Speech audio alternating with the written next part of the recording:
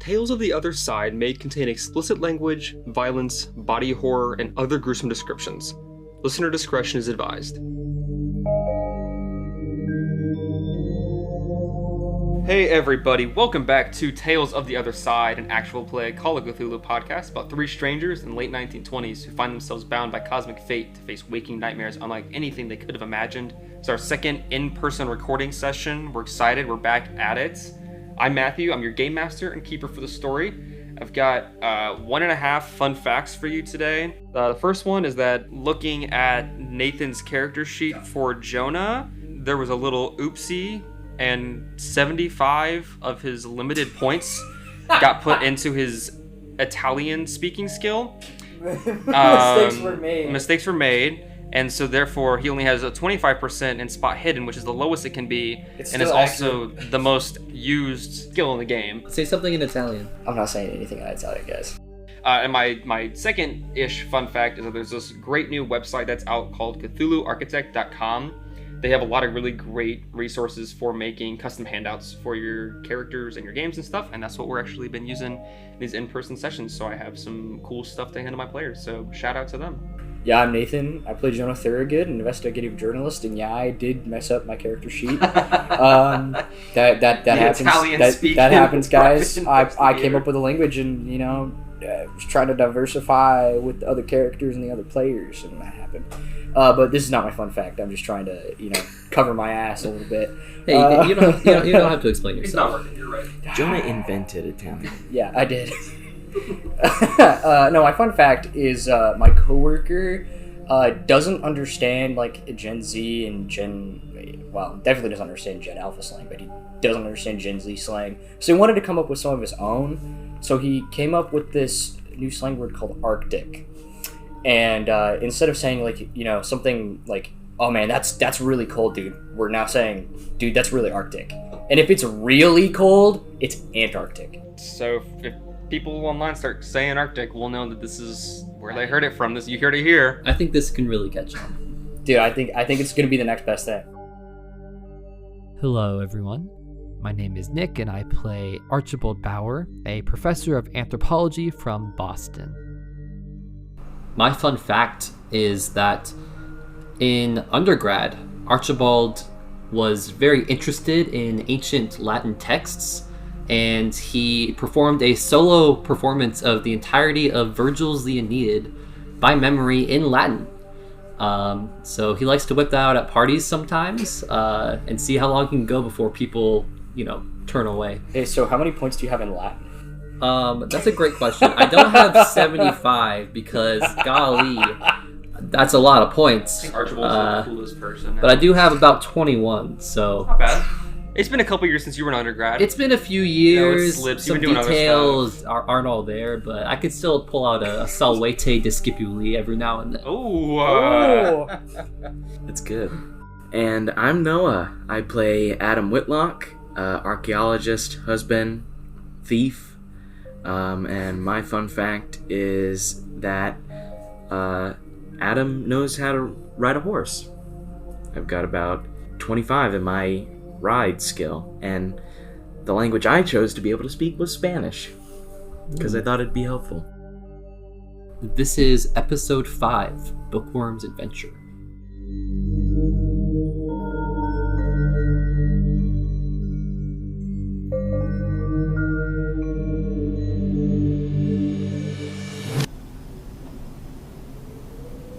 Cool evening wind rushes past you, rustling the leaves of the trees and whistling between the branches. It's not the sweet sound you associate with fall and the outdoors. Somehow this just feels more sinister. Even strangers, you have no recollection of leaving the working man diner and walking into the edge of the woods. As hard as you try, in this moment that memory is blank, wiped away like chalk on a chalkboard. You stand here at the edge of the woods, the ice house, working man diner, and Mill Road a ways behind you. You feel a sense of warmth surround you as you hear a familiar voice say, "Lost. You are lost. I can lead you. You only need let me in." The wind howls between the trees once more as the strange warmth leaves you. Can everybody give me an intelligence check?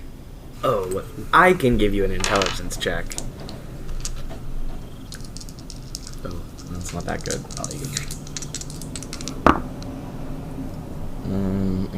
I failed. 2. Oh yeah, I'm good. 15. So that's a critical success. Adam, you feel as your body moves before you can even process the fact that it's happening. Something has pulled you into the forest, beckoning you to come closer.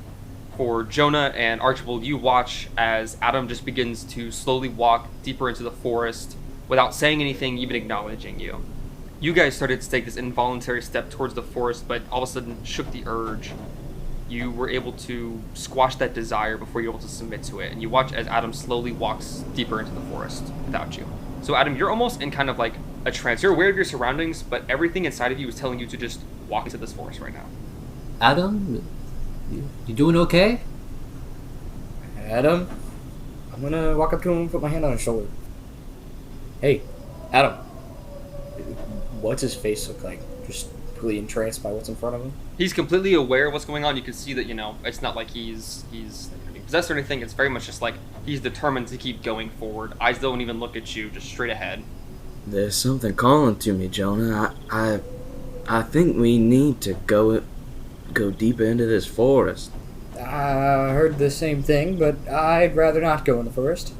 We have a lot to do tomorrow, Adam. I think it's best if we don't get ourselves into another adventure right now. It's just another thing on the long list of stuff we already have to do. I don't think we should go this way. Let's just go back. And I also grab his shoulder and start kind of turning us around. Yeah. Why don't you roll me a Constitution save to try and see if you can shake it off? I fail. You do not care what you have to do tomorrow or what's going on. You have to get farther into this forest and figure out where this voice is coming from. I'll just kind of turn and be like, yeah, I'll catch up with you guys in a second, and I'll continue to head deeper in. I kind of look at Jonah and I don't think it's best if we split up right now. No, I know we need to... Adam? We're not going into the forest. And when you go to look to Adam, he's just already in the darkness between the trees. You can't see him anymore. Ah, shit. I'm not very strong, but Jonah is going to come up and try and literally, turn him the opposite direction. Okay. Yeah, and I'll help him out with that. I think at this point, I don't have control of my character. Yeah. Why don't you give me an opposed strength roll to yours? You'll have advantage with Archibald helping you. I'm really good at strength. Why do you keep using the bad dice? These are new dice! 20 is a hard success. As you guys both try to grab onto Adam's shoulders, he just pushes forward, completely ignoring both of you, completely pushing past you. I really, really don't think we should be going towards this light, but He keeps leading us there. if we go home right now, we need to stay with him. We need to stay together. Is there anything around us in this forest that I could, You could try to knock him out. just put in front of him? I don't know. You killed a man, so I don't know what your line is. I'm gonna run up to him and slap him on the face a little bit, get it, snap out of it, snap out of it. Adam, these two are essentially just blurs of figures around you as you walk into the woods. You almost have just narrow vision, and you see the light as a pinpoint off in the distance. And the sound of running, sloshing water begins to grow louder, and you venture further. You see the rocky formation of the small waterfall that feeds into the nearby river and lake. Though the waterfall is loud, you can't help but feel as though it's not completely reasonable for this loud, sloshing sound. And your body just stops walking, and you blink and then realize that you are standing directly in front of the lake that sits in the middle of the woods. So at this point, does that mean I snap out of it? Yeah, you've snapped out of it. I just am shake my head and what the hell? I gotta turn around and just confused. Are you two, did you follow him further in? Yeah. So the two of you rush out from this thick part of the forest and get into this clearing where the lake is, and you see him just standing there looking around, confused. You guys also hear that this loud sloshing water sound is happening. Now I have a terrible spot hidden there. But is there? Can I look for anything that is making this noise? Yeah, please do. Yeah, no. Jonah can't see shit. Yeah, I'm like looking for like where the green light was. Oh, 51. My spot hidden's a 50. Oh, you could push it. You can spin luck or push it. Oh, I could push it. Spend one luck. One luck. I'll spend What's the luck. one luck, What's really? one luck to a guy like me? As you're looking around and you're looking for where the sound is coming from, you kneel down to the edge of the lake and notice that it almost seems to be bubbling, as if the top portion of the surface of the water is almost boiling. And with that, you see there's like a slight green shimmer that's kind of reflecting across the surface, the same from the dream and what you've seen before. It doesn't seem to necessarily be coming from like within the lake or anything. It's almost just like this thin layer of light just resting on top of it. I think I see that, and I like kind of reach my hand towards it and like hover above just to see if I can feel like any warmth or anything. It feels so hot, and you would expect it to be like hard broiling with how warm it is. It almost feels like, fire with how warm it is, and it doesn't make any sense because it's chilly outside. It's the middle of October on a cold evening. Is there like steam coming up off the lake because of this? There's no steam coming off of it. Okay. Well, this is very interesting. The water seems like it's almost boiling. It's very, very hot. Adam, are you back here? Yeah. What do you mean? Where did it go? You just kept walking towards the lake, towards the green light. Oh, I don't particularly remember that. Don't remember me going. Is there a reason you wanted to? I think I feel it. I mean, I think my head's starting to. I don't know what we're doing here, but we got things to do today. Yeah, we have a lot going on, but this was strange, and I don't know if you guys experienced something similar, but the other night, back at my place, I dreamt about the lake. There was a Did you? green light that I saw. I just remember being transfixed, and then I woke up. That's very strange. I think I had a similar dream. I heard this voice. It's almost calling me towards the forest. Sort of what we just heard just now. Yes. Well, I think I had a dream about cooking breakfast with my wife. Wow, it sounds lovely. Jonah, do you want to get a picture of this? Oh, good idea. Jonah will whip out his camera and take a picture. Okay, why don't you give me a photography roll? That's a success. As you step forward to get a better framing for the picture, you hear this loud crunching and cracking underneath your foot, and you snap the picture, and you can tell that it turns out all right, but as you kind of shift your weight, you hear this crunching and crackling again underneath your feet. I look down. What is under my feet? You see the shattered remains of what seems to be a small handheld mirror, but what's strange about it is that it still reflects as usual, but everything is dark about it. Like it's tinted? Like tinted. I will step off of the glass and pick it up and look into it.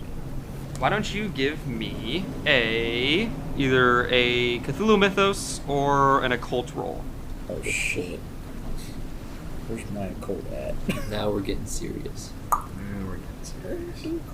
I'm definitely doing occult. I pulled out new dice for this, so hopefully I roll way better than I did the other day.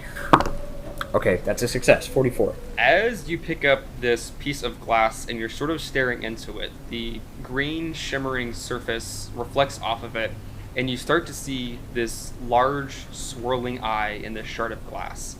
The exact same eye that you saw in the reflection of the glasses of the man that was looking at you after the train exploded. And it lasts for maybe just a second, and for a moment it almost doesn't seem real until your mind starts to process the fact that you actually saw it.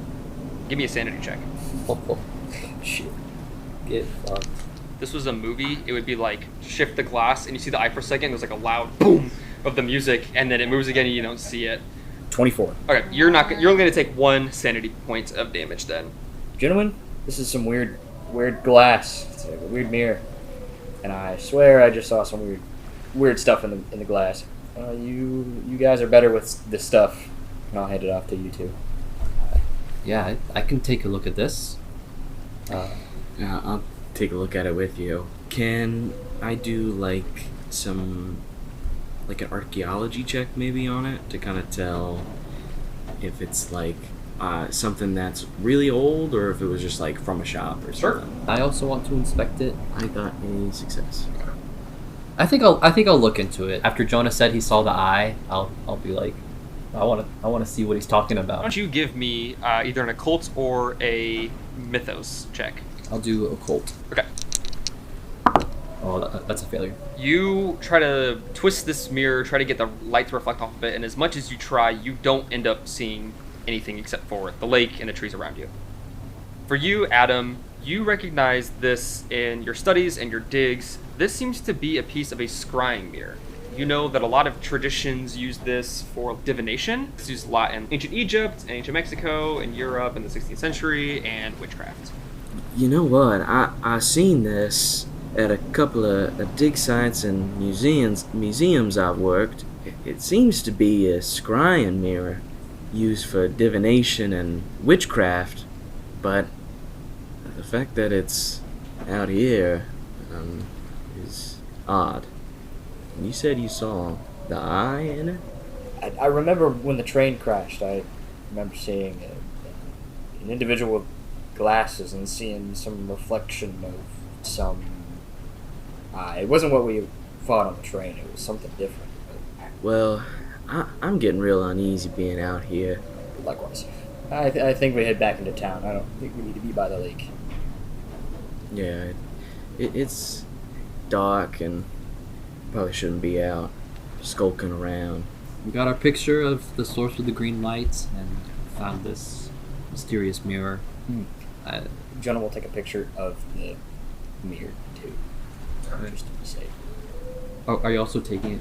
Like, do you have a shard of it with you that you're taking back? Or? I mean, it's just a whole mirror, right?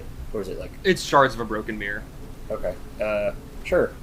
Let's take the shards of the mirror with us. Nice. Why not?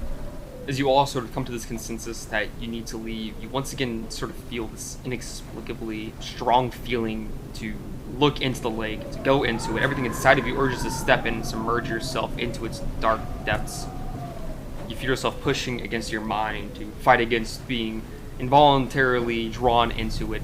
As you take a step back, trying to get farther away from the lake, everything becomes sort of weightless around you for a moment, becoming extremely, horribly disorienting. You squeeze your eyes shut. When you open them again, you find yourself in Jonah's house, on the floor, on the couch, in a chair, waking up feeling like you've had a restful night of sleep. Jonah immediately looks for the shard of the mirror. It's exactly where you left it in your pocket. What time is it? It seems to be early morning now, on October 11th, Tuesday. You all get to get a health point back for having a restful night's sleep in a safe place. Sweet. Nice. Can I do my, massage therapy? Yes, please do. To try to get an additional point back? Do first aid with advantage. Ooh, 5. That's an extreme success on my first aid. Why don't you take 2 points then? Sweet, I'm back at full. I don't know if that's how that works, but that's how I'm going to do it. You rub your knee and you feel those sort of aches begin to push their way throughout, evening out a little more, and you're able to move your leg around with a lot less pain than the night before. Jonah is going to get up and head over towards the bathroom and check where he was stabbed the other day. As you are walking to the bathroom, you see that the house seems to be completely disheveled. There are chairs flipped over, cabinet drawers drawn open, and cushions that are just strewn all about. Did one of you mess around in the house? To be quite honest with you, I don't really remember getting back to the house. If any of you would like to try to remember what happened last night, I'll have you guys roll me an intelligence check. Sure. Yeah, I'd love to. Can we also... Intelligence is 50. I failed by 5. Okay. I'm gonna roll 1 too. Yeah, but you know what? I haven't used any luck yet, so I'll burn 5. Okay. To succeed. 59. Yeah, I think that's a success. For Archibald and Adam, you guys reach into the depths of your mind, trying to piece together the events that have happened the night before. You can almost physically feel yourself reaching through your own subconscious, and you see flashes of a suppressed memory. Taking a step backwards, then instinctually looking to the sky, seeing a brilliant green light like an angel hovering above you before you just walk home in silent stupor. Adam, as you're reaching into your own mind, you feel something kind of tickle in the back. Can you give me another intelligence or constitution throw, please? Yes. They're the same. So why don't you do, we'll just call it constitution. Okay. I got a 14, which is a hard success. You are going to lose 1 point of sanity. And you feel as all of a sudden water fills your lungs and you try to scream for help, though you know that it's useless. You see a dark shape moving through the water, getting closer to you, and you scream as bubbles fly towards the surface that you can't see before you're fully enveloped by darkness. And in your pocket where you keep your lucky charm, it suddenly feels very heavy. And you know that this is a piece of the suppressed memory from when you went missing. Oh shit. That's awesome. Yeah, that's awesome. Jonah, as you're looking around at the destroyed, disheveled state of your home, you find a slip of paper on the ground. Oh, shit. Oh, shit. Where does he find this? You find it just on like the ground next to a bunch of tossed over pieces of furniture and shroom cushions and like silverware on the ground. Fuck. Was that in character? Yes. Gentlemen, I think I know why the house is a little torn apart. Found this. A note from some unexpected visitor. It says, "Return what was stolen. Leave it outside. This is the only warning."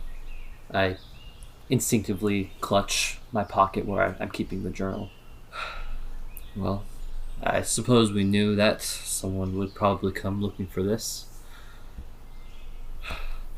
To find it so soon. Looking for the journal? That's not what I think this is at all. Well, you don't think they're coming for the journal? What do you think? I think they're worried. I think this is about the money. Oh, the money that Adam stole? Well, I mean, we don't know. It could be either of those things. I took, no offense, two strangers, not strangers to me, but strangers to the town, two strangers into the speakeasy. The bartender gave the one rule, do not take anything. And we took from the speakeasy.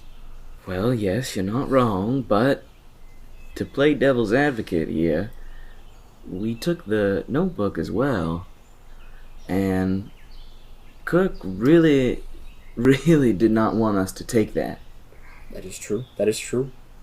But regardless, the situation we find ourselves in currently is we can't give them back the money because we don't have the money. And we don't want to give them the notebook either because Kirk used it to do some insane things. It drove him insane.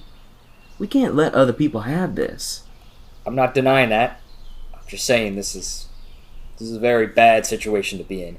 Could we maybe do like a psychology check? Maybe psychology, or I don't know if there's a language. Oh my gosh, I would love to roll a language skill. It's so different than what we usually do. Yeah. To see if Jonah recognizes the handwriting? Well, maybe recognizes the handwriting or Recognizes that it's Italian. I'm thinking like, is it like a scrawl from somebody who's crazy, or is it like a determined threat? Like the state they were in when they wrote it. Like Yeah. the intent, Great, yeah. behind it. If you guys want to do like a language or Language English? language English, Yeah. I would say that would be really good, yeah. Yeah. Okay. I'm really good at it. Yeah. I Well, failed. fortunately, you're not. But other people can. Well, I had the idea. I'm the idea guy. I passed my English check. You can tell this is not the scrawlings of a madman. This is very much someone who is making a threat to you. They are completely sane, making a threat to you. Okay, maybe it is about the money. I'm gonna look around the house. Have they taken anything? It looks like they were looking for something that could have been hidden somewhere and didn't find what they wanted or needed. But you do see the door to your dark room is like slightly open, like someone had been in there. I'll walk in and just do a double take and make sure nobody took anything. Yeah, everything seems fine. Luckily, they did not destroy this room. Do I remember anyone like trying to see if I had anything on me during the night? Because like obviously that's where I have the journal. So like It doesn't feel like anything of you on your body has been like gone through or rifled with. If you want to give me another intelligence check to try and piece together more of the memory to see, you know, had you gotten there before or after the house has seemingly been broke into, that'd be great. 79, intelligence is 70. I'll push my roll. Okay. I think that I'm like very concerned about them coming for this notebook, so I'm just like really aware of my immediate surroundings and like if anyone's getting too close to me, like the whole day I've just been kind of like aware of that. So I think like I'm really just sensing if anyone got near me when I was asleep or anything. Okay, and I succeed. You push further into your mind and you kind of see yourself almost in third person, like you're watching from above in an out-of-body experience as the three of you guys are walking into Jonah's house and the door has already been opened, like it's been broken into. I'm remembering more of last night, and I think by the time we came home that your place, Jonah, has already been rifled through. I would also believe that if it was somebody who wanted their money back, they would have taken things from you that, you know, would be worth something. As like a, you know, if you want this back, then give us what we want. Yeah, but it's not like there was a whole lot to take in the house, really. I mean, the most valuable stuff that I really would have had was the photos, and I see. I have all of those. I don't think it's wise if we spend the night at your house anymore. I do agree. Especially, you know, 3 men living in the same building. It might draw unwanted attention. What are you trying to say? I'm trying to say people in the 1920s weren't very accepting, and that's kind of fucked up. I'm trying to say that. What he said. But it is also a smart thing to do. Yeah, no, I totally agree. I do agree. I do agree. We can go stay at the inn. They took care of us when we were found, so I don't see why they wouldn't take us again. That'd be wise. I think that's a good idea. Well, that said, I think we have a lot to get to today. Is there anything else we wanted to do here? I mean, it's a bit of a mess, but... Yeah, I'll go and start kind of picking things up, closing cabinets and everything. I figure once we get this place cleaned up a little bit, we'll head to the library. As Adam and Jonah are cleaning up, I'm realizing that although I read the journal, I never took a proper inspection of it, and just thinking about this weird symbol that's been on our minds, I just want to do a deeper inspection of the journal and specifically kind of see if this symbol is anywhere in there. We'll do a spot hidden check first. I passed my spot hidden. As you're flipping through it and you see that most of the pages are just filled up with those paragraphs talking about the eye, healing from the eye, the swirling eye, the great eye, all of that rambling nonsense, you do see that between some of the letters, there is that same symbol that had been carved into the door, into the table, and into John Griffith's briefcase. As you flip to another page, you see that it's almost completely composed of just the symbol over and over again, and you see one word written in English, and it says offspring. I kind of squint when I see this, and I'm just thinking, offspring. This doesn't make any sense. I think about telling the others. I see they're kind of occupied with cleaning, and I decide to just keep it to myself for the time being. Did you want to investigate the first couple pages with all the symbols and stuff again? Yeah. If you want to give me, once again, either a Cthulhu Mythos roll or an occult roll. Oh, okay. That's, for my occult, that's a critical success. Why don't you roll me a d4? That's a 2. As you're looking through it and you look at the symbols underneath the heading that says Enthrall Victim, your mind seems to start to put together these symbols and they spell out words to you, and you realize that it's instructions of how to cast a spell. Let's go. Nice. Do I learn more about what Enthrall Victim does? Yes. So I will read you what the Enthrall Victim spell does. The caster must be able to speak calmly with the target before the spell can take effect. After a round or so of talking, an opposed power roll must be made between the caster and the target. If overcome, the victim stands struck, numb, and dumb until relieved by the trance by physical assault or some similarly shocking event. If the caster fails to overcome the target, he or she may try the spell again in the following round.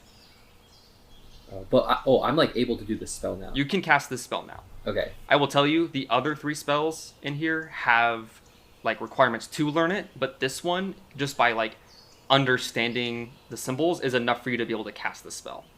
Dude, that's so good. Yeah, that's of the 4. That's the only one I didn't know, or I didn't have, because I feel like we've seen the other 3. Yeah, right, for sure. After I learned this, I like definitely tell myself like, okay, I probably shouldn't say anything about this to them until I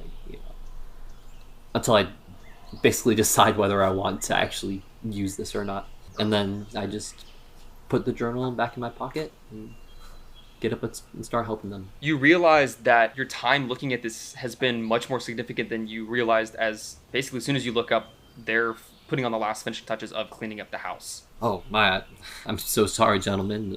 Seems that time slipped away from me and you guys cleaned up everything without me. Yeah. Did you learn anything?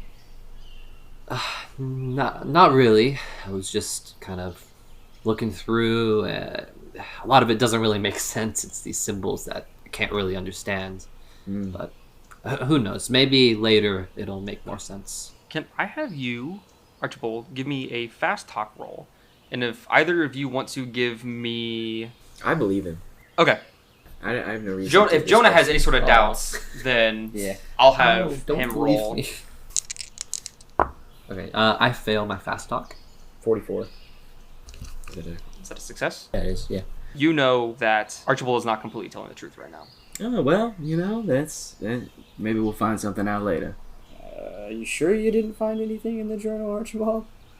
As I said, it just... the symbols that we saw before, I mean, these symbols, we don't really understand what they mean, so... But obviously this journal is important somehow, so I'll just hold on to it and we can figure this out later. Okay. Alright. I'm going to be real honest with you guys. I know we can't talk about what happened the other night. I do not know how to talk to Clyde about anything right now. Was yesterday okay? Did I do okay talking to him? I mean, he did not seem to suspect us of being anywhere near where everything happened. When you had said that we had gone to the speakeasy, I started to sweat a bit, but he seemed to kind of ignore that fact. I'm overcome with guilt. Like I killed my father figure, and I lied straight to my brother's face. I'm sorry. I'm really at a loss for words on how to go about this in the future. All I can say is that let's just try to make it all worth it. If we can figure out what the hell is going on here, maybe it will all be for something. It'll be so much better to tell Clyde when we figured this out and we have some sort of closure for him than just to keep leading him on into this mystery that we found ourselves in. Yeah. I'm sorry. I didn't mean to bring it up. It's a lot, you know? Of course.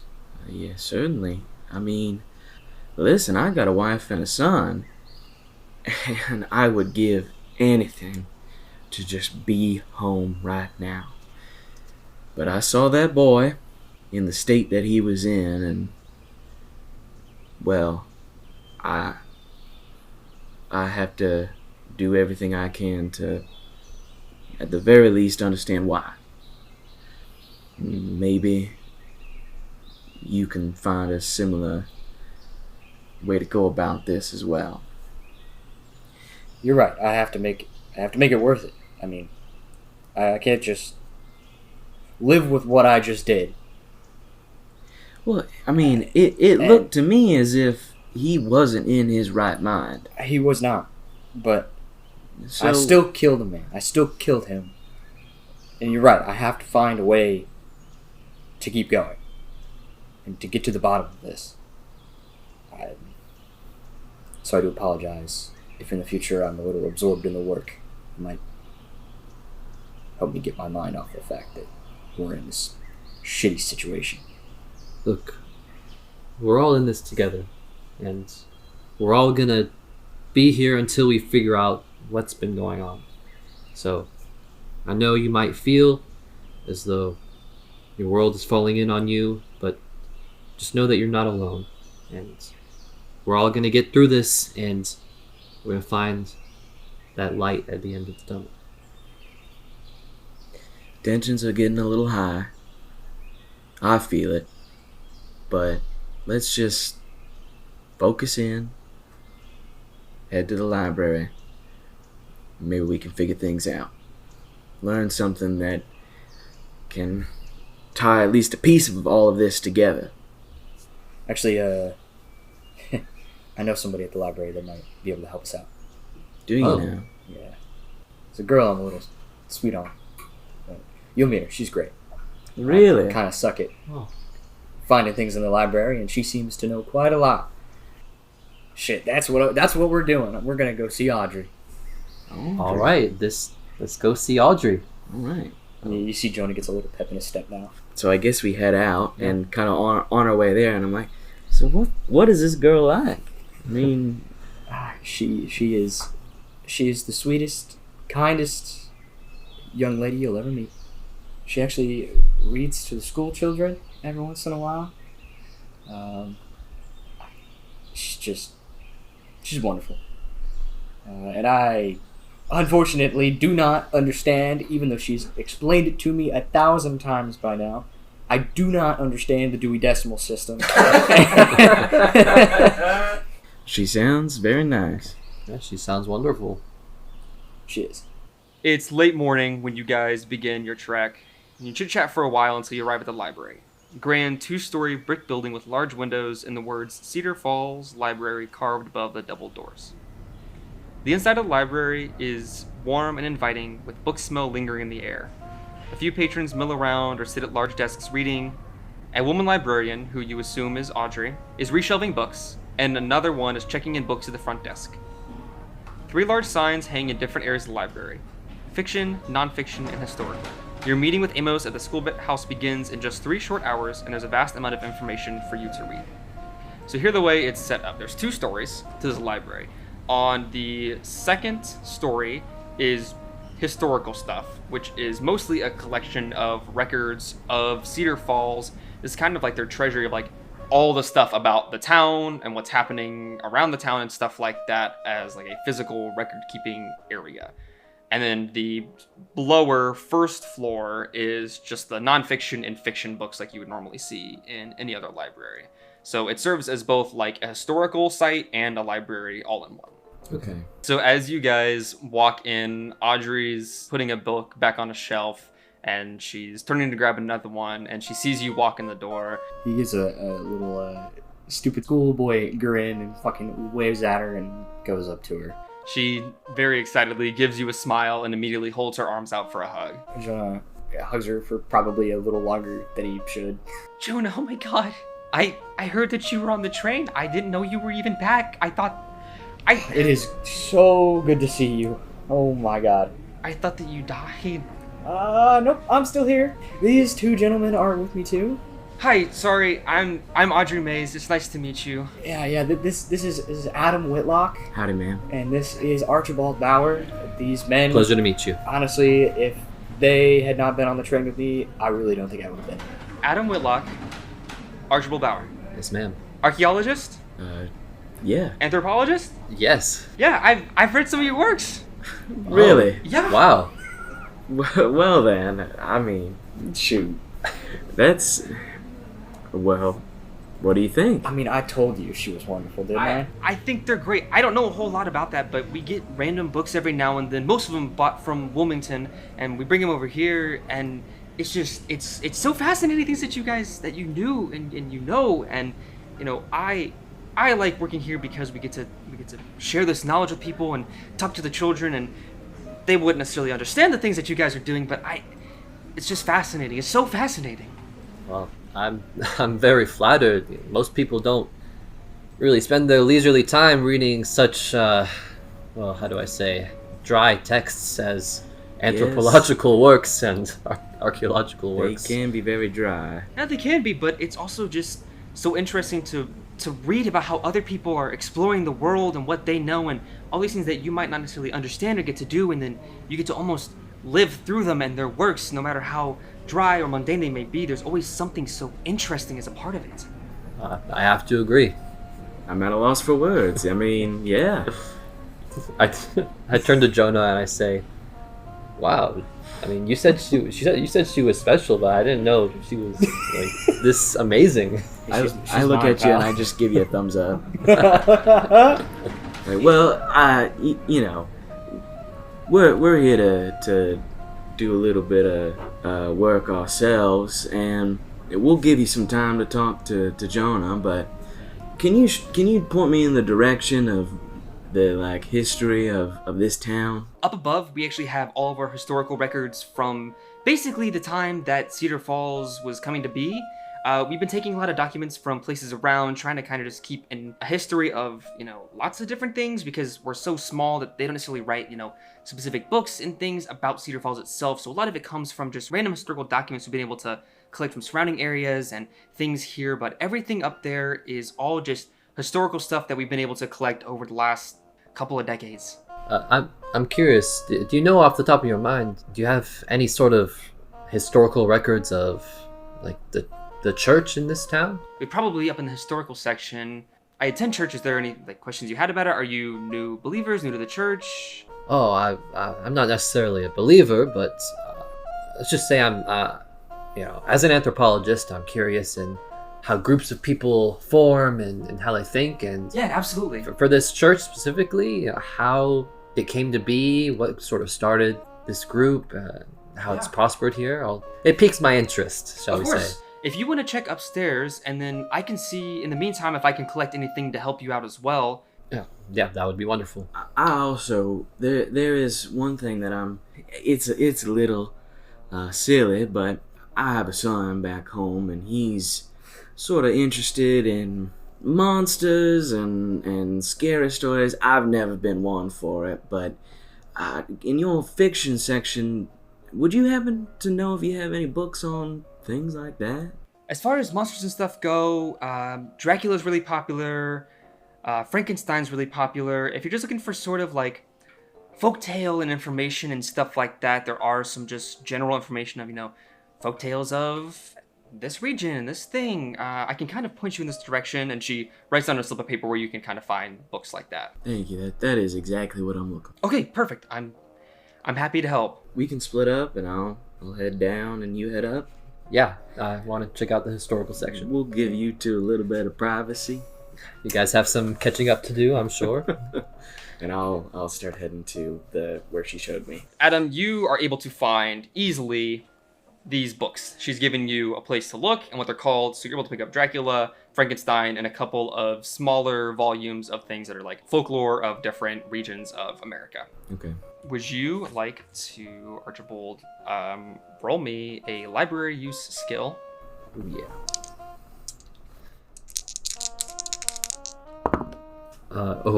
Yeah, that's a critical success.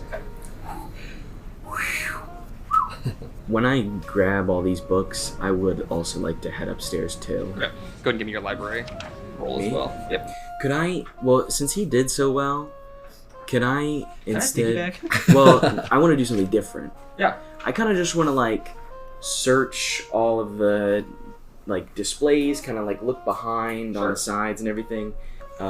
See if there's any like symbols carved into something. Okay, sure. And also maybe library skills. Yeah, go and use your library skill. Okay. So for the audience that is obviously not watching us play right now, what I've done is I have a bunch of handouts, and with Archibald's critical success. I have fanned out these handouts, and he's gotten to pick 2 at random. What did you get? I Adam? rolled a 29, but I'm going to use 4 more luck points to succeed. Okay, I'll let you guys read, and then you guys can inform each other in a little bit. So let's cut back to Jonah. Jonah, as they are looking, you are standing down there with Audrey, and she kind of just like, without trying to draw too much attention to it, just goes and holds your hand a little bit and rubs her thumb along your hand. I really was worried that you were gone. I heard that they had brought 4 of your bodies back, and that's the last that I heard. I hadn't seen you, and I'm just really glad that you're back and that you're okay. I squeeze your hand and give her a big hug again. It is so good to see you. Frankly, I'm just at a loss for words on the past few days. Are you okay? Has anything happened around here? I mean, we heard about the train, and then a few nights ago now, there was the shooting. I'm assuming you've heard about. It's been strange. Jonah, I know this is very uncouth, but I feel like you've been, dragging around a little bit, and I just gotta ask, after everything, the last week or so, the worries that I've been having, do you want to make things, official, between us? Jonah grabs both of her hands and sort of just puts his head down. I care about you so very much. Part of me really wants to say yes to this, but the stuff going around in town right now, I'm scared, Audrey. The 3 of us have been involved in the craziest, most unbelievable shit that Cedar Falls has seen in God knows how long. And I don't want you to get hurt. Damn it. Yes. Let's do this. She pulls you into a big hug and squeezes you tight, and she leans into your ear and she whispers, "There are people looking for you. The 3 of you. Be safe. Don't tell anybody the things that you find." What kind of people? Bad people. People who want to hurt you. She kind of looks around a little bit. I'll look around for something that I think will help you out. Be back in a minute. And she pulls away from the embrace and walks away to grab, presumably, some piece of evidence for you. Oh, fuck. Dude. Let's jump back to Archibald and Adam. Would you guys like to go ahead and explain what you found in your search so far? I would love to explain what I have found. So I picked out 2 documents, and one of them is a letter dated October 13th, 1860, to whom it may concern. This is the last time you shall hear from me. I have no doubt in my mind that I too will succumb to the hex placed upon us poor souls. Everyone except for those witches, goddamn their souls, are dead. As requested, we attempted to negotiate with them, but were faced with nothing but malice. The younger one spoke in some strange alien language. I watched as everyone I have known these last 5 years all threw themselves into the lake, taking their lives. Even now, I feel the inescapable desire to go to that lake. It has taken every ounce of my mortal willpower to resist the great power that looms over me. I see it. I see the eye, and I know it sees me. It calls to me now. I can't ignore it any longer. I know that I'm going to die as a victim of unspeakable forces that lurk in the shadows of our reality and those who seek to understand them. Burn this note and forget you ever knew me. The truth is a burden too great for mortal minds to bear. I have seen it. I know that death is the only relief for me now. Do not come to Cedar Falls. Farewell, Clayton Haynes. And just to describe this letter, it is burnt around the edges, seemingly very old. That's the first thing I saw, and that was 1860.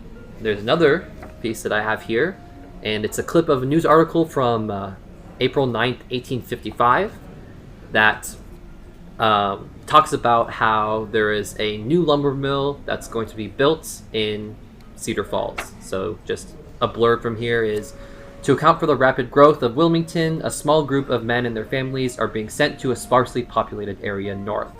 The men will construct a brand new and state-of-the-art lumber mill to provide neighboring areas with an abundance of wood. And another clipping just says, to alleviate any tensions, officials from Wilmington have offered to provide relocation support to those living in the area north of the city. This will greatly increase the cost of the project. The mayor has stated that it is a necessary expenditure and one that I am happy to justify. And I found a clipping that says, factory worker missing. Mary Hill, 21, has been reported missing on October 24th. Miss Hill's last known location was her home, here in Wilmington, where she has left behind her ailing mother. When questioned, her mother had no information on where her daughter may have gone off to.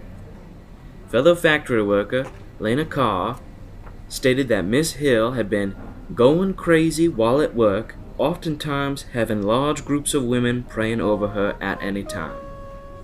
Another factory worker who wishes to remain anonymous has theorized that Miss Hill was attempting to get away from a gentleman she was not fond of, though there is no evidence. Miss Hill's co-workers have offered a $50 reward to anyone who has any information that can bring her home safe. And there is no year on this clipping, but it is October 24th. Now I'm thinking 1855, it's 5 years before this old letter. So obviously I think this lumber mill being built has something to do with what Clayton, what is it, Haynes? Clayton Haynes is writing about in his letter. And I would think that they're talking about it. Well, it's now the old lumber mill. Yes, so the old lumber mill now is the one seemingly referenced in this clipping. And, I mean, according to this letter at least, which is all we sort of have to go off right now, that seems to be about when everything started going wrong. That's certainly a place that we ought to check out at some point. One more to the list. Yes. The one that I found, it doesn't seem to do much in explaining anything, but maybe Jonah might recognize any of the names. Yeah. And was that library use skill I did also with, like, I wanted to look to see if there were any symbols carved anywhere? So as you were looking, you find that there is a same symbol as you've seen before, 3 circles either side of the line, and it is right above a folder that contains this. Yes. As he's looking at that, we'll cut back over to Jonah. Jonah, Audrey comes back over to you and hands you this clipping in a plastic sheet. You found for me, Audrey. Alright, I have a little clip here that is dated May 4th, 1869. Religious fanatics. Fear spreads on the East Coast.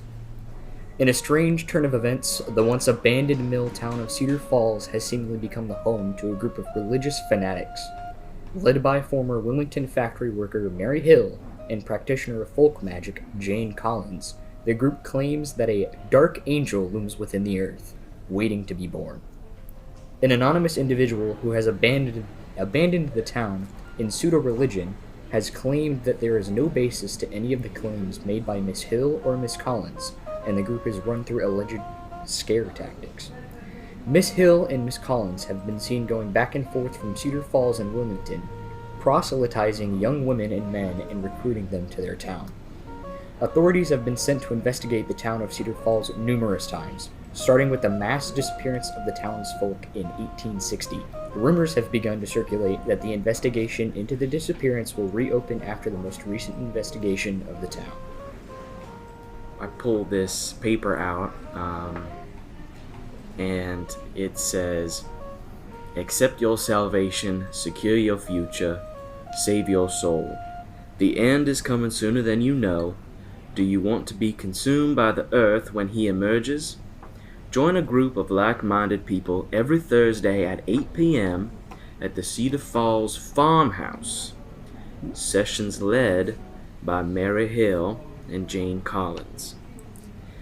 And it seems lightly written, dated 1863, certified Warren Proctor. Thursdays at 8 p.m. Thursdays at 8. You think they still have the same schedule now? Okay, maybe. At this moment, we're all gonna like convene So together. Yeah. I think we go down to Jonah, and like Jonah, do you want to go up, do an investigation on your own, and if you roll, you can have one more of these pieces of paper, Yeah, and then you guys can all kind of Audrey. convene upstairs. I'll take Audrey with me, Okay. because she's probably way better at this than I am. Okay. She understands the Dewey Decimal System. Jonah does not. Okay. Jonah's gonna be like, I don't know what that means. I only read Italian. Audrey, can you actually help me look around as well? They're searching for things about the town, and I know I've asked before, and I know this is the millionth time I'm asking for your help, but is there anything you could show me? I'd be happy to. The two of you walk up the stairs to the second floor of the library, and I'm going to roll with advantage as she's a librarian to see if we can get a piece of information to give to Jonah. She got a 3. Deal. So you can pull 2 of these papers. So you all convene at a long wooden table at the second floor in the historical section, laying out these documents in front of you, kind of tucked away in a corner. Gentlemen, what have you found? I found a very interesting letter and news clipping. And I found an ad for some religious group and a newspaper clipping about a woman who led said religious group. She's gone missing. What's the woman's name? It says here the sessions were led by Mary Hill and Jane Collins. Do yours say something similar? I had a news clipping talking about the new, or I guess now the old lumber mill that was built in 1855, and then a very strange letter from 1860 that talks about all these disappearances that had occurred in the previous 5 years, and people going into the lake. And this is from a Clayton Hayes. Audrey here managed to find some stuff about the town. Jonah pulls out a bank trust note. It's paid to the order of Miss Jane Collins for $150, and it is signed by Mary Hill, dated 1848. And the second thing that Audrey pulled out for Jonah is a post office telegram. It was handed in on December 7th, stamped for Cedar Falls. Cost $3 with 48 words. And it is from Warren Proctor to Charles Blair. The address is West Beckett Street, 616 Montreal, Canada. And it says, "Charles, I'm not sure when I'll be back in the office. After looking through these leasing documents, I found that the documents begin in 1859, end in 1874, before picking back up in 1877. Not a single record exists in this town from 1874 to 1877. Probably lost documents." Gentlemen, that is interesting. There's no documents, and I guess that makes sense. From 1874 to 1877, and Audrey, you can back me up on this. There's nothing about people here. Nothing. What we know now of Cedar Falls essentially starts in 1877. I do need to keep shelving. I don't want Eddie to get angry with me, but I can come back up as soon as I can to help you guys out some more, okay? Yeah. Go back to work and stay safe. I will. And as she walks away, she kind of like squeezes your hand, and then she walks back down the stairs, leaving you guys to your investigation. Well, I don't know how relevant this is, but who did you say that telegram was from? Warren Proctor. Warren Proctor. I vaguely remember, and I like reach into my pocket and I pull out the journal that we got the other day. I say, Warren Proctor. If I'm remembering correctly, yes. I start rereading the journal. In Kirk's journal, he talks about this WP. He says, I found myself slipping back into nasty old habits of harm. WP has suggested more intensive prayer within the chapel. Okay, I think it'll probably be easier if we put this all together out of character, just for like the podcast and everything. Yeah. Sure. If you guys think you have it in the right order, why don't one or all of you just give like a quick brief? Here's your chronological order of events of what you have right now. Since there's a lot of back and forth, this will be like, okay, here's what we have right now. This date to this date, these things that are happening for the audience more than anything. In a chronological order from all the handouts that we have gotten from our lovely DM, we have, starting in 1839, we have an excerpt that says, factory worker missing. Mary Hill has been missing since October 24th, and nobody knows where she's gone. She's been praying with crazy people. In 1848, we have a bank trust note from Mary Hill paid towards Jane Collins for $150. Then next, in 1855, we have a newspaper clipping from Wilmington stating that there's a lumber mill going to be built and men are going to be going to that location. Then in 1860, October 13th, 1860, we have a letter that discusses people going missing, and it is from Clayton Haynes. We have a document from 1863, certified by Warren Proctor, that seems to be like a notification flyer from Mary Hill and Jane Collins. Accept your resalvation, secure your future, save your soul. In 1869, May 4th, 1869, we have another excerpt. Religious fanatics, fear spreads on the East Coast. People talking about the crazy cult that is seemingly going on.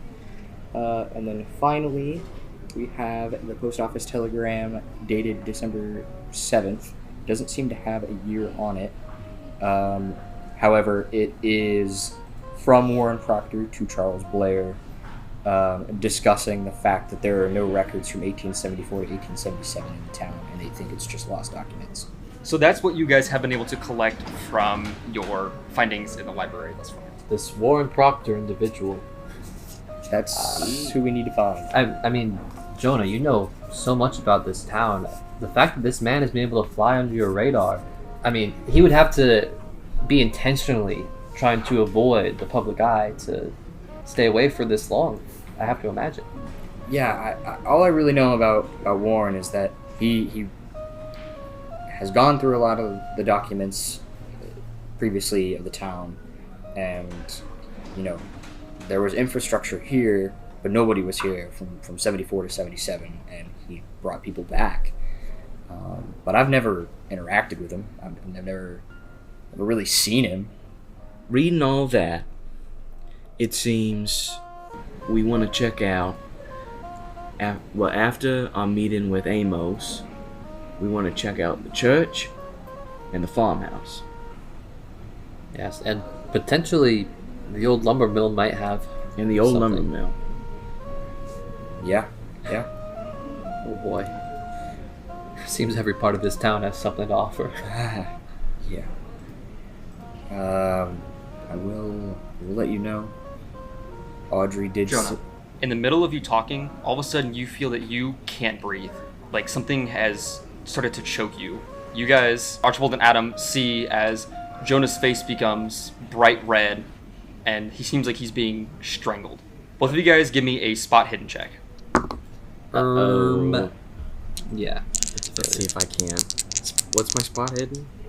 Better than mine. 55. Ooh. That's a That's critical. extreme success. As Jonah falls to his knees, gasping for air, clutching his throat, you see that there seems to be some sort of extremely thin, almost hair-like blue line that has wrapped itself around his neck. I'm gonna jump right down to him and try to like get my hands under it and pull it towards me. You feel like your fingers go against his flesh as you try to get your fingers underneath this tiny hair-like substance. You feel almost like a hum of energy, like electricity, like kind of going between this band and your fingers as you try to grab it. Can you please give me either a strength or constitution roll, whichever is higher for you? Do you want to try to push your luck? I'm gonna try to push it. Try to push it? Okay. How do I want to push this? You could like try to get me to help. Or... Pulling them hard as I can. Jonah, you take 2 points of damage as you're beginning to suffocate. Oh shit. I like dove for it and slammed like my knee down to get there just as fast as possible, and that's how I'll like push it, like landing on my knee. Okay. I'm gonna tell you right now, you need a extreme success to get this. I rolled and I got a 9. No. Okay. You go and you try to grab in there and it's just not pulling loose. And as this band snaps back into your neck, you take another 4 damage. Dude. 4? Dude. I'm saying there's something choking him. Can I Can I get jump? up? Can I jump in? Well, like I don't see this. I don't see the string, but I see you like doing something. Well, when he like, points it out, you can see it. Oh, okay. He spots it, and once he like goes to grab it, you see there's kind of like this thin blue line that's like being pulled by Adam. And does it go like all the way around his neck, or is it like? It's a great question. It goes all the way around his neck, and was yours an extreme success, a regular success, or Spot a it. hard? It It's a was spot extreme. hidden. Extreme. You see that there is a thin blue line that extends from basically the back of his neck down this hall of books and around a corner. Yeah. I mean, my first instinct is I see where it's like coming out from behind him, and I like pull out my knife and I try to like slice it. Perfect. Why don't you give me your fighting brawl? Are you running around the corner? I'm gonna run around the corner. Okay. Dude. Okay. That's. Oh my god. Jonah's gonna die. You dash around the corner. You see a man in dark clothes, like dark pants, just a dark button-up shirt, who is like kneeling behind a bookshelf, peeping out. One hand is extended forward, and you see from his palm the balloon line starts. It's on site. Like, brass knuckles on, and I just try to rock this guy across the face. He does not see you coming. Give me a fighting brawl with advantage. Okay. It's a success already, but yeah, regular success. Do you want to go and roll damage for me? Yeah. 6 damage. As you punch him, you see that the blue line that had extended from his hand dissipates. Jonah, you drop from your knees flat onto the ground, gasping for air. I rush over to Jonah. I'm like, are you okay? Are you okay? Breathe. Just breathe slowly. Breathe. This man you've punched across the face has fallen into the bookshelf and is like leaning up against it, looking at you with a horrified expression. I want to like grab him by the shirt collar and like lift him up and intimidate him. Yes. I don't want to like knock him out. You're gonna have advantage on your intimidation. Okay. It's a failure. I honestly, I don't think I say anything. I'm just like breathing heavy, looking at him like fire in my eyes, like I'm gonna kill this guy. But I just don't have the words to really like say anything. You lift him up, his feet are just slightly off the ground, and he's like trying to use the tips of his toes to push himself back, to pry himself out of your grip, and you're just not letting go of him. Let me go, please. Please let me go. I'm sorry. I'm sorry. I'm sorry. I'm sorry. I'm sorry. I'm sorry. This wasn't... I didn't want to do this. I didn't want to do this. I'm sorry. I'm sorry. I'm sorry. Please just let me go. Please don't hurt. Just let me go. Once Jonah gets his bearings, he brushes past everyone and looks for Audrey. She is down on the first floor, just reshelving books. Listen, you're gonna start talking, or I'm gonna punch you one more time. Don't punch me. Don't punch me. Just in my left breast pocket. Take it. There's a note. Just take it. Please take it. Don't hurt me. I'll pull it out. Who gave this to you? I don't know who gave this to me. I got the letter in the mail this morning. I found it, and you just so happened to be here, and so I just was doing what I was supposed to be doing. What are you, one of those freaks from the chapel, listening to Warren Proctor? Give me a psychology roll. You got it. I suck. Yeah, I fail. My psychology's a 10. I got an 80. I'm not a freak, okay? Let me go. I gave you what you needed. I gave you what I did. Once Jonah went downstairs, I was kind of stunned because I was like, oh my goodness, like he was just choking and like now he's gone. I'm like, what am I doing? And I rush towards where Adam went. Okay. So I'm like, he still, I don't know where he is. Like, is he in danger? Yeah. So I rush around that corner that he was going. And you see him holding up this man in dark clothing as he holds a note in his other hand. Adam, what the hell happened here? Who is this man? This is one of those freaks who's doing some... Keep your voices down. This is a library. You don't know who else here is a part of this group, yeah? You don't want to draw their attention? It's one of these freaks trying to kill us. I gave him one good, and is Jonah alright? I think Jonah's fine. He seems like he's breathing fine. He went downstairs, I think maybe to check on Audrey. But what is this note you have? Is this from him? He sent it's a note saying that we need to be removed from the equation.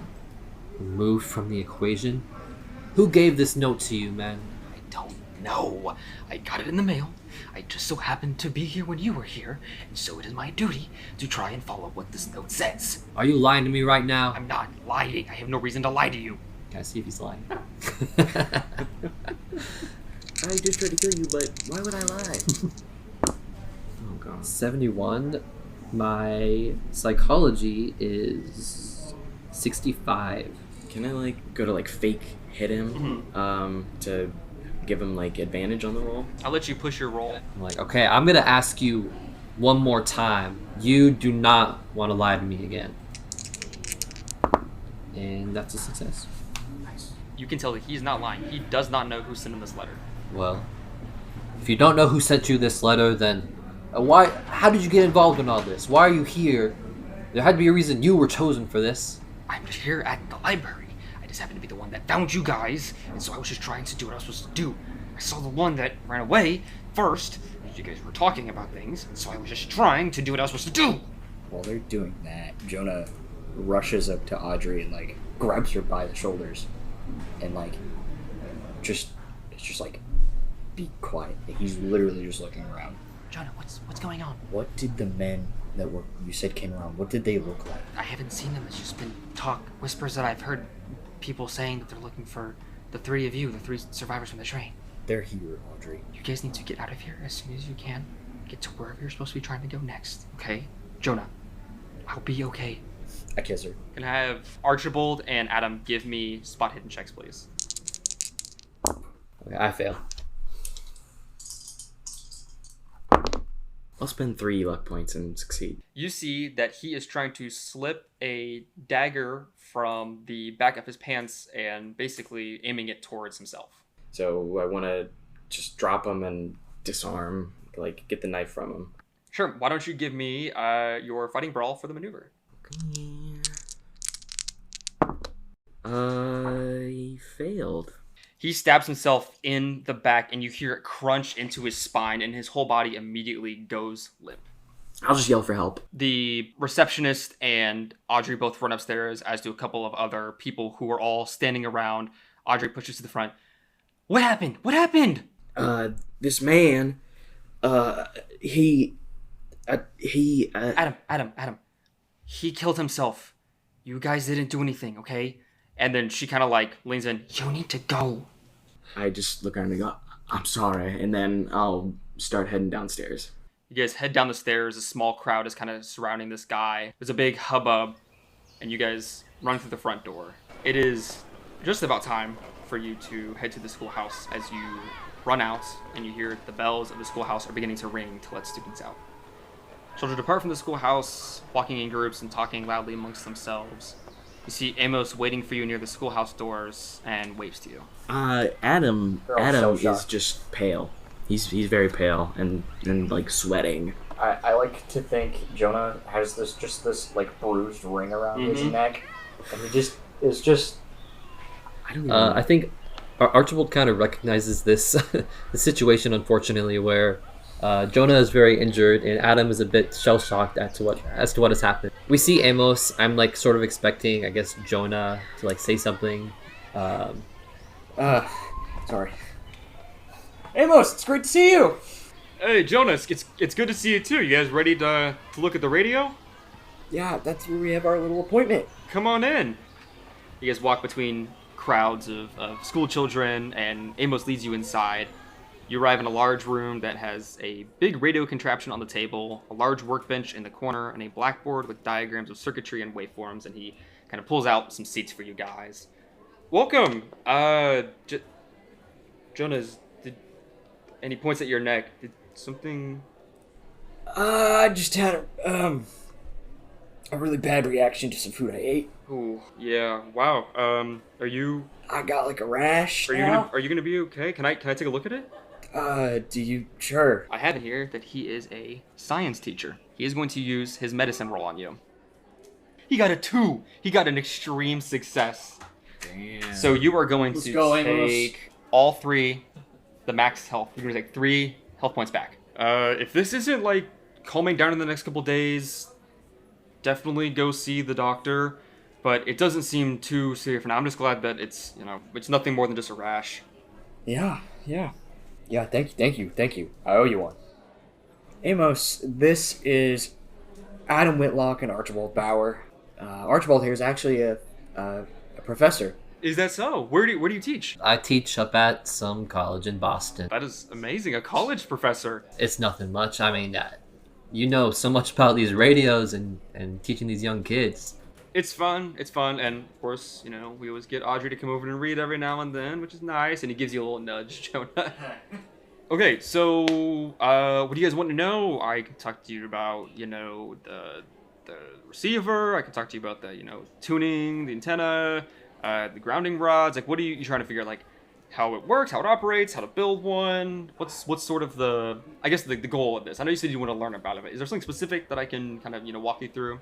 The tuning and like how the frequencies work? Yeah. So super easy. If you guys just want to pull up your chairs, and he kind of like sits down on the edge of the table and is adjusting the knob. So it's really, really easy, So the antenna runs from the top of the school down into here. It's what picks up our radio waves. There's a grounding rod that's connected to the water pipe, which helps to kind of provide us some stable frequency points. And what you do is you just turn this dial here and adjust to the different frequencies of what you need. It's actually, it's a lot more complicated to put something like this together, but in theory, it's really simple how everything sort of works together and how things work. That's really cool, Amos. Can I give it a try? Yeah, of course, please do. So you just twist this knob right here, and you'll see that there is a dial that shows you what you're tuned to right now, and then through here, and he points to a horn speaker. It's like this hopes to amplify the sound, so that way when we're listening to it, it's not just one person with headphones, and the whole classroom can get to hear what's being broadcast.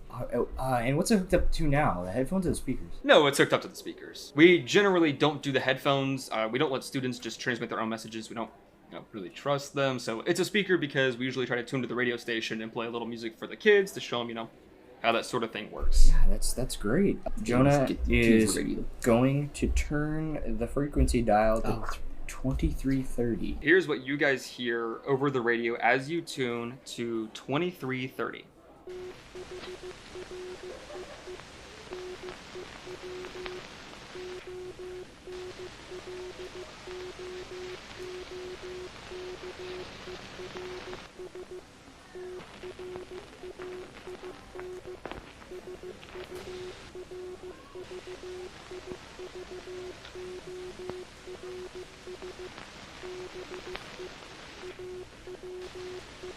Apologies for that static interruption. There's a storm warning tonight around 8:30, so stay inside or take an umbrella with you. Now here's Louis Armstrong with Potato Head Blues. would everybody like to give me a listen roll, please? Ooh. Nice. That's a success. Rolled an 18. Awesome. And my second thing is a 25. Nice. I fail. Okay. Hey, I heard this one before. I fail as well. Adam, the moment that you hear the beginning of Morse code, you pull out a piece of paper from your pocket and you begin to translate this Morse code. You guys watch as Adam begins to scribble beneath the Morse code that he has written. And he translates it to this. 3 new onlookers, train survivors, be aware. Is there normally a lot of static like that on a lot of these frequencies? It depends on kind of what frequency you're getting. A lot of them, there's no regulation on who's using what frequency, so it just kind of depends on who's kind of using it at the moment. But typically, most of the stations have something playing. It's not really uncommon to get some static in some of them, and especially, as the hosts apologize for, there's static sometimes between things. They're trying to get stuff set up. That makes sense. That makes sense. That's pretty neat. And I'll turn it, just for shits and giggles, I'll turn it to the other frequency that we had. I don't think it will do anything, but... Well, we also have the one from his 200. Oh, you're right. Let's tune it to 2425. 2425. You tune it to 2425, and there's some static, and then you hear, A fish has been caught in Baltimore. The pond is empty. Then I'll tune it to 2325. you hear nothing but just static. So a fish has been caught in Baltimore. The pond is empty. Jonah will just... He'll ask him a couple more, questions like when these are built, what all kind of components do they use, just basically feigning interest. Yeah, feigning interest, and he's sort of writing some shit down. Yeah, Archibald is kind of like walking around and going like, oh, yeah, very interesting. We use a crystal detector for the receiver instead of a vacuum tube because it doesn't have to have any sort of active power source. We're going to try not to draw too much power from the school, so with that crystal detector, it makes sure that you can have, no active power source going on. If we had a vacuum tube, it would amplify it a little bit, but it would suck. Got it. Vacuum tubes are good because it amplifies your signal strength, but in turn, it has to have some sort of active power source, like a big battery or being plugged into something, and you can't really be doing all that. This has been very interesting. Well, good. I'm glad that you guys were able to come by. I mean, it was kind of a strange request from Jonah at the dame, but it's nice to be able to kind of show this off a little bit. The kids don't get this in depth of a thing of which pieces do what. They're more of just wanting to listen to some music as a little free time. But They want to turn the dial. yeah, they want to turn the dial. They want to listen to stuff. Yeah. Do you what was that last one that you had turned it to? That one about Baltimore? We're just trying different frequencies. I guess you said something about Baltimore, but I'd heard John talk about it. It's the bootlegger channel. So they talk to each other with their codes of, what's going on. So I'm seeing here, it was fish in Baltimore, empty pond. Is that like the gist of what it was? yeah, actually, I don't think I totally got it. It was a fish has been caught in Baltimore. The pond is empty. Pond is empty. Okay. They caught a bootlegger. There's no more alcohol they can get in Baltimore. Oh, wow. Oh, yeah, I guess that would make sense. I didn't When know he this says was that, I a go- bootlegger channel. Oh, sorry. I spaced out for a second. I was holding my breath. Oh, you're fine. I helped John set up some of his radios since he was doing, some bootlegging stuff. And so yeah, that's the one that I think that he had used to set up for talking to the other speakeasies. Huh. I'm so stressed. Is there anything else that you guys wanted to see with the radio, or? No, I'll just take a little, little statement from you, Sure, yeah. Oh my gosh, yeah, for my interview. Is there anything you'd like to say, that you'd want anybody to know? Having radio be a part of the school curriculum and an extra activity they can do is so enriching, and, as it seems the radio is about to be the next big thing for our technology advancements, it's important for kids to know how it works no matter what age they are. That's great. Radio is enriching for students, and it helps, help them learn about new technology. That's great. Well, that was great. Thank you for having Thank me. you so much. Thank you guys for coming by. It was great to see you. And he goes and shakes all of your guys' hands. You guys start to leave the school. My friends, I am absolutely beat right now. I can imagine. I feel like we really haven't done a lot today, but a lot has happened. I think I need to take a break. Why don't we head to the inn instead of my your place. house? Yeah, let's go to the inn. I think your place might be not the safest place to go to right now. Definitely not. Let's just lay low at some place like the inn where there's a lot of people, and maybe we can kind of blend in with the crowd, so to speak. I do agree. Let's head that direction. You guys walk across town and get to the inn. The sun starts to set as the night grows darker and quieter, and a great sense of exhaustion falls upon all of you. The three of you all get your keys to your rooms, and you go through your evening routine of getting ready to sleep, then crawl into your bed. It's warm, comforting, and feels small and secure as opposed to how large the world has seemed the last few days, and especially the last few hours. Finally, before the sun even fully sets, you drift off to sleep and are embraced once again by a dream. It's snowing quite heavily. It obscures most of your vision. You're on a darkened path leading far into the depths of a forest. The small hand lantern you carry provides almost no light and is suddenly snuffed out by some invisible force. You hear the wind rustling sinisterly between the trees. Wolves are howling, and inhuman laughing comes from all around you. Suddenly, your lantern reignites, emitting a bright green beam of light that illuminates your surroundings and pushes back against the forces that threaten to harm you. Coming from inside the lantern, you hear a calming voice that resonates somehow both in your mind and in your heart. I can guide you, even when you're lost, even when the world around you threatens to harm you. I can be your light. I can bring you salvation and eternal protection. All you need to do is let me in.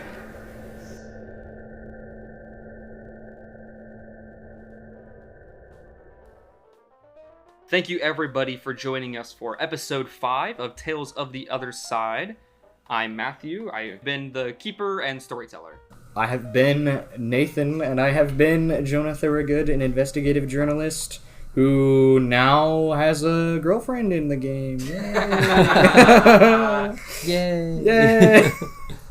I'm Nick, and I've been Archibald Bauer, a professor of anthropology from Boston and master of the Dewey Decimal System. I have been Noah, and I have been Adam Whitlock, an archaeologist, a husband, and I'm good at punching people. Damn straight. Episode 6, Dream a Little Dream, will be coming out on New Year's Day at 12 p.m. Eastern Standard Time, and we will see you guys then.